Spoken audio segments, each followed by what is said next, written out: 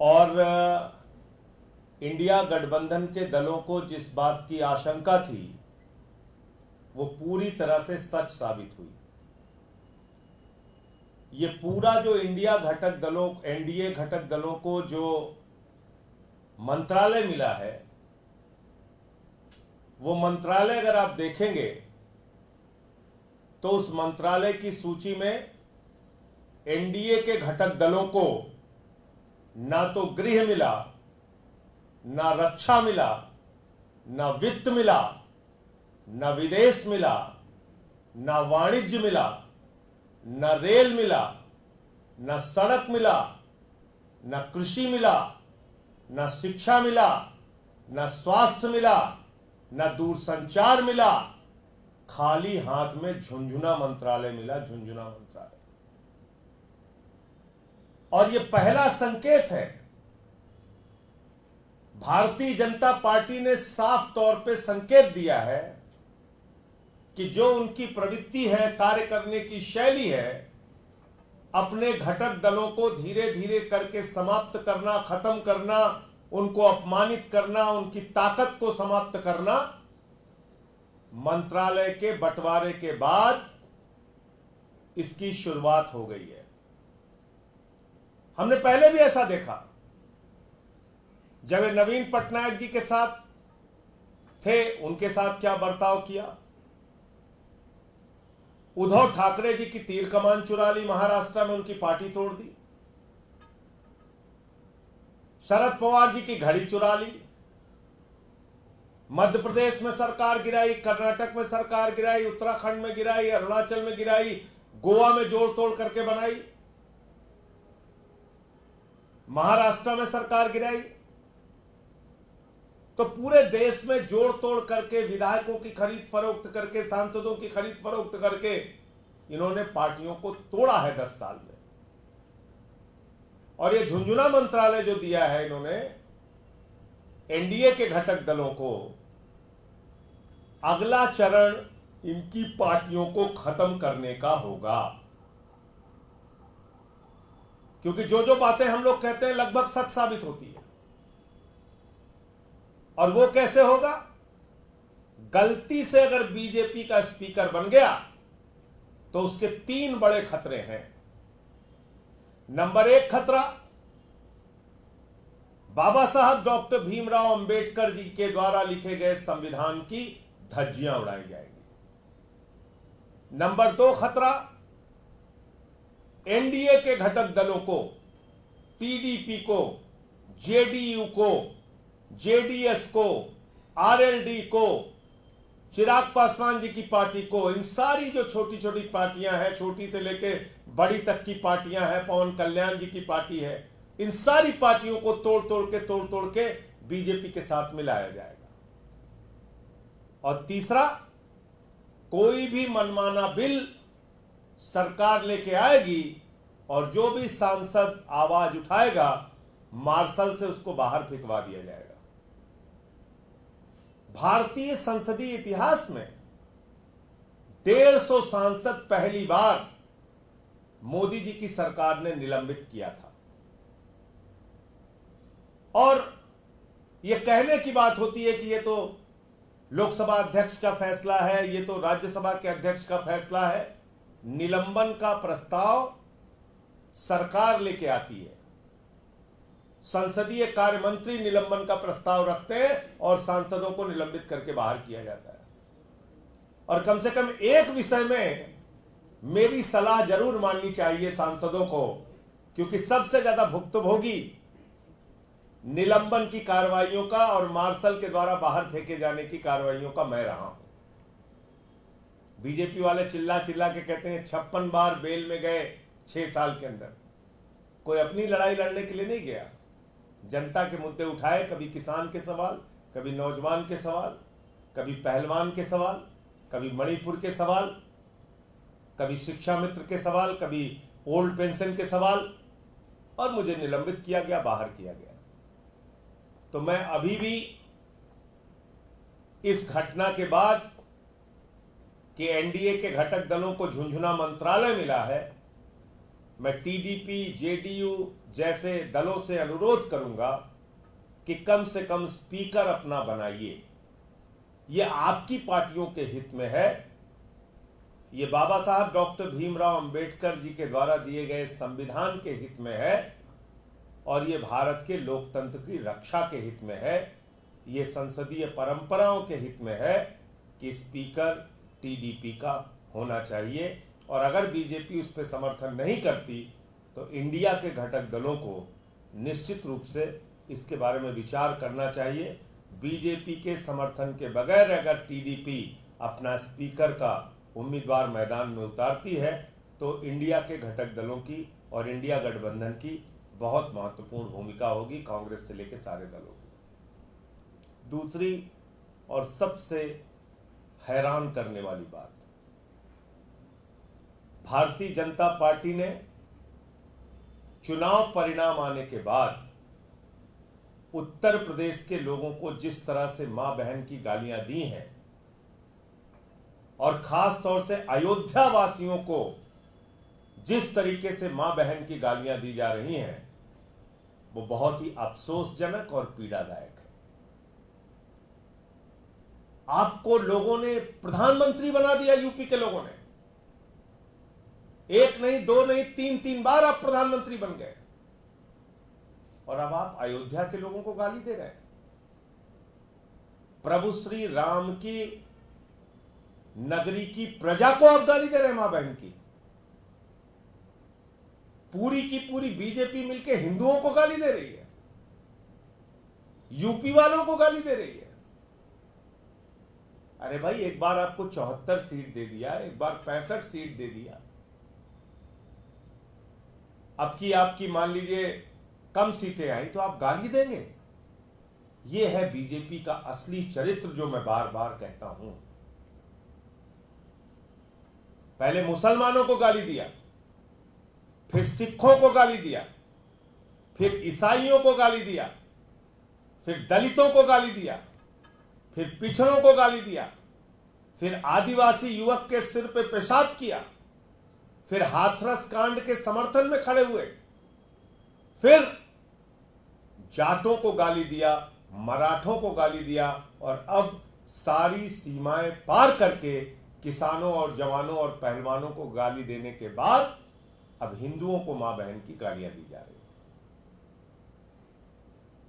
भाजपा को अपना आत्मावलोकन खुद करना चाहिए, आत्मचिंतन खुद करना चाहिए कि प्रधानमंत्री के मन में कितना अहंकार आ गया था।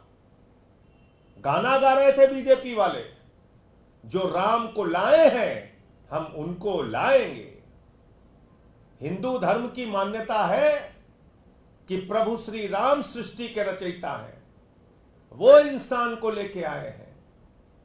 हिंदू धर्म की मान्यता है मर्यादा पुरुषोत्तम भगवान श्री राम हमारे आराध्य देवता हैं, और मोदी जी और बीजेपी की मान्यता है कि वो लोग राम को लेके आए हैं। कल को बेटा अपने बाप से कहने लगेगा, बापू बापू हम तुमको लेके आए, तुम हमको लेके नहीं आए। तो इस अहंकार को तोड़ा है प्रभु श्री राम ने। राम पथ गमन मार्ग है, उस राम पथ गमन मार्ग पे चले जाइए। अयोध्या हारे, सुल्तानपुर कुशभवनपुर हारे, प्रतापगढ़ हारे, कौशाम्बी हारे, प्रयागराज हारे, चित्रकूट हारे, रामपुर हारे, सीतापुर हारे, श्रावस्ती हारे। इनका सफाया हो गया, सफाया। तो इसलिए पहले तो अपने मन से अहंकार को निकालिए, दंभ को निकालिए। बड़ी मुश्किल से प्रधानमंत्री जी जीत पाए और कांग्रेस पार्टी को 1952 से लेकर अब तक के इतिहास में सबसे ज्यादा वोट काशी में मिला। चुनाव भले हार गए अजय राय वहां से, लेकिन 4,65,000 वोट कभी कांग्रेस को काशी में नहीं मिला। यह इतिहास है, जानकारी कर लीजिए। तो इसलिए अयोध्या वासियों को गाली देने के बजाय, हिंदुओं को गाली देने के बजाय अपने अंदर की कमियों को झांक कर देखिए। आपने क्या बना दिया? धर्म को लेके सौदा करने निकले थे आप। उस दिन कार्यकर्ता बेचारे पुराने ही हैं, वो तो नारा वही सीख के आए हैं। तो अति उत्साह में उन्होंने नारा लगा दिया, मोदी जी को जय श्री राम। मोदी जी ने कहा जय जगन्नाथ। जय श्री राम का नारा भी भूल गए। इसीलिए मैं कहता हूं, भारतीय जनता पार्टी दलितों से, पिछड़ों से, आदिवासियों से नफरत करती है। दलित समाज का एक व्यक्ति अवधेश प्रसाद पासी कैसे अयोध्या से सांसद बन गया, इस बात को भारतीय जनता पार्टी पचा नहीं पा रही है और इसलिए मां बहन की गालियां दे रही है।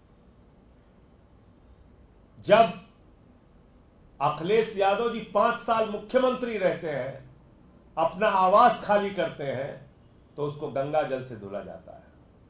कन्नौज में अपनी पत्नी के साथ मंदिर का दर्शन करते हैं, मंदिर से बाहर निकलते हैं, बीजेपी वाले गंगा जल से मंदिर को धुलने का काम करते हैं। यह मानसिकता आपकी। तो पिछड़ों ने, दलितों ने और आदिवासी युवक के सिर पे तो पेशाब किया था बीजेपी के नेता ने। इस अपमान का बदला लिया है उत्तर प्रदेश के दलितों, पिछड़ों ने, अल्पसंख्यकों ने, आदिवासियों ने। क्या किया आपने? एक ऐसे व्यक्ति को मंत्री बनाया है जो व्यक्ति कहता है राम भगवान नहीं है। प्रभु श्री राम तो भगवान है ही नहीं, प्रभु है ही नहीं, देवता है ही नहीं, आराध्य देवता है ही नहीं। प्रभु श्री राम तो एक काल्पनिक पात्र है। एक ऐसे व्यक्ति को आपने कैबिनेट मंत्री बना दिया मोदी जी, जो ये कहता है कि रावण जो है वो भगवान श्री राम से श्रेष्ठ था। रावण भगवान श्री राम से श्रेष्ठ था और रामचरितमानस को भी वो नहीं मानता। आज मैं बीजेपी के सांसदों से पूछना चाहता हूं, बीजेपी के एक एक कार्यकर्ता से पूछना चाहता हूं, आज मैं आरएसएस और आरएसएस के एक एक कार्यकर्ता से पूछना चाहता हूं, क्या वो सारे लोग मानते हैं कि प्रभु श्री राम एक काल्पनिक पात्र है, भगवान नहीं है? क्या वो सारे लोग मानते हैं कि रावण भगवान श्री राम से श्रेष्ठ था? क्या वो सारे लोग मानते हैं कि रामचरितमानस में उनकी आस्था नहीं है? इस बात को स्पष्ट करना चाहिए बीजेपी के सांसदों को, कार्यकर्ताओं को, उनके नेताओं को और प्रधानमंत्री नरेंद्र मोदी को। कैसे आपने भगवान श्री राम का अपमान करने वाले व्यक्ति को, जीतन राम मांझी जी को, कैसे आपने अपने कैबिनेट का मंत्री बना दिया? स्पष्ट कीजिए आप। तो मोटे मोटे तौर पे ये तमाम मुद्दे थे जिसको आपके सामने रखना था। एक तो झुंझुनू मंत्रालय वाला विषय है और दूसरा प्रभु श्री राम के अपमान का विषय है। आपके कोई प्रश्न हो तो आप पूछ सकते हैं। आप उसे झुंझुनू मंत्रालय बोले, लेकिन उनकी तरफ से कोई आपत्ति अब तक आई नहीं है, ना जेडीयू की तरफ से, ना टीडीपी की तरफ से, मतलब उनका असंतुष्ट का भाव कुछ। आपने देखा अभी तो अजीत पवार के गुट वाले बोल रहे हैं, एकनाथ शिंदे के गुट वाले बोल रहे हैं कि भाई हमारे 7 सांसद हैं, आपने एक राज्य मंत्री बनाया। अजीत पवार के गुट वाले कह रहे हैं हमें कुछ मिला ही नहीं। तभी तो झगड़े धीरे धीरे शुरू होंगे। आपने मोहन भागवत जी का भी बयान सुन लिया चुनाव के परिणाम आने के बाद। क्या बोल रहे हैं मोहन भागवत जी? कह रहे हैं 1 साल से शांति की राह देख रहा है मणिपुर। यह बात मैंने पार्लियामेंट में बोल दी तो मुझे सस्पेंड करके बाहर कर दिया।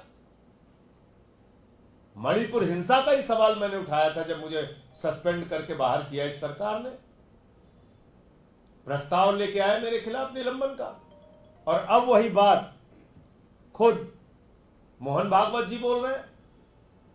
यह एक साफ संकेत है कि आरएसएस और बीजेपी में लड़ाई और टकराहट चल रही है। आपने सुना होगा चुनाव के दौरान नड्डा जी ने कहा था अब हमको आरएसएस की जरूरत नहीं है। साफ तौर पे बीजेपी के राष्ट्रीय अध्यक्ष ने कहा था अटल बिहारी वाजपेयी की बीजेपी अलग थी, उसको आरएसएस की जरूरत थी। मोदी की बीजेपी अलग है, इसको आरएसएस की जरूरत नहीं है। तो पहले तो बीजेपी वाले कहते थे आरएसएस हमारी मातृ संस्था है, आज मां बेटे का भी झगड़ा हो गया। ये मां बेटे का झगड़ा है।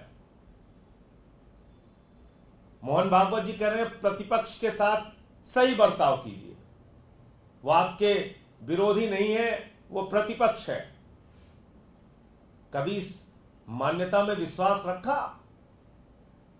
प्रधानमंत्री मोदी जी की सरकार ने एक एक करके आदमियों को तो आप जेल में डाल रहे हैं। तो मुझे लगता है कि ये जो आरएसएस के प्रमुख का बयान आया है, ये भी आपस में एक इनके बीच के झगड़े को प्रदर्शित करता है। एक साल से कितने उहापोह और परेशानी में रही होगी आरएसएस मणिपुर की घटनाओं को देखकर। भले ही चुनाव के कारण वो लोग चुप रहे, लेकिन अब बातें निकल के सामने आ रही हैं और बहुत सारी बातें आएंगी सामने।